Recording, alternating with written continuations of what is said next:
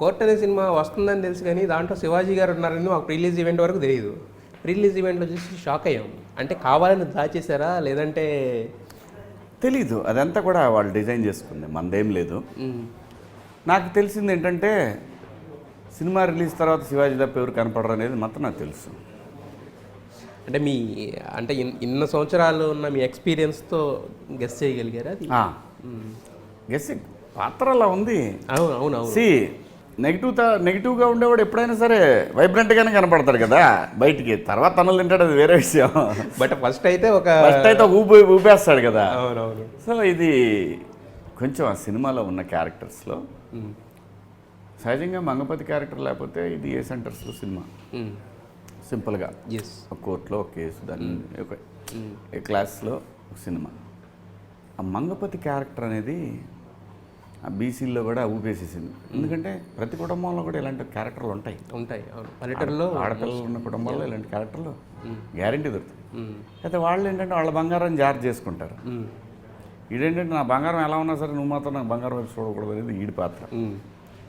So అలా కొంచెం పరిధులు దాటే పాత్ర, దానివల్ల జనానికి దగ్గరికి వెళ్ళింది. మీరు అన్నారు లాస్ట్లో తన్నులు తింటానని. ఈ సినిమాకి డిఫరెంట్, తన్నులు తింటాం కాదు, వచ్చినప్పుడు క్లాప్స్ కొడుతున్నారు. అదే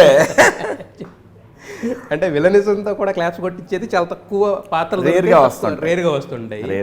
సో అంటే మీరు బిగ్ బాస్ తర్వాత ఊపేసి బయటకు వచ్చిన తర్వాత చాలా మంది వెయిట్ చేశారు ఎప్పుడు వస్తాడు శివన్న, ఎలాంటి పాత్రతో వస్తాడని చెప్పి. దీనికోసమైనా ఆ వెయిటింగ్ ఈ పాత్రతో ఫుల్ఫిల్ అయిందని అనుకోవచ్చా? ఈ పాత్ర ఇంకో కొత్త దారిని వేస్తూ ఉంది, అంతే. కొత్త దారిని వేస్తుంది.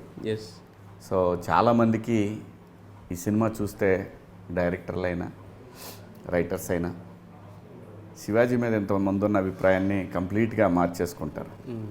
సో మంగపతి లాంటి క్యారెక్టర్లు కాకపోయినా ఇంకా పెద్ద పాత్రలైనా ఇంకా వేరియేషన్ ఉన్న పాత్రలైనా రాస్తారనేది నమ్మకం అయితే క్రియేట్ చేసింది మంగపతి పాత్ర.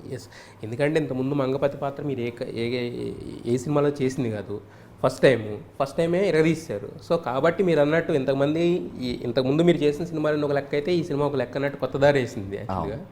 అయితే ఇలాంటి ఒక కొత్త డైరెక్టర్ మీ దగ్గరికి వచ్చి ఇలాంటి క్యారెక్టర్ చెప్తున్నప్పుడు ఏంటంటే అతను చెప్పేది అతను రాసుకుంది డిజైన్ చేసుకుంటాడు. బట్ మీ నుంచి ఏమైనా ఇన్పుట్స్ కానీ మీ దగ్గర నుంచి ఏదన్నా కూడా ఆశించి ఉంటాడు కదా యాక్చువల్గా, సార్ ఎలా ఉంటే బాగుంటుంది అని చెప్పి. అలాంటివి ఏమైనా ఉన్నాయా లేదంటే మొత్తం డైరెక్టర్ క్రెడిట్? అసలు అవసరం రాలేదు. మన నిరీక్షణకి ఒక సరైన లైట్ వెలగబోతుంది అనే ఇండికేషన్ ఇచ్చేసాడు పాత్రను డిజైన్ చేసి చెప్పినప్పుడు. నేను ఇంకా ఆలోచించదలుచుకోలే. మనం ఏమి సజెషన్లు చెప్పాల్సిన అవసరం లేదు. నైస్గా దానికి ఎంతవరకు ఎలా కావాలో అలా డిజైన్ చేసి పెట్టేసాడు. Credit goes to director. So మొత్తం డైరెక్టర్. బట్ కాకపోతే ఏంటంటే అంటే మీ అనుభవం కూడా యాడ్ అవుతుంది కదా సార్ ఎక్కడన్నా? నా అనుభవం ఎక్కడ యాడ్ అవుతుందంటే అయి ఉంటుందంటే నేను చేసి చూపిస్తాను, నీకు కావాల్సింది నువ్వు అనుకున్నది ఏదైతే కావాలో అది మాత్రం చెప్పగలుగుతాను.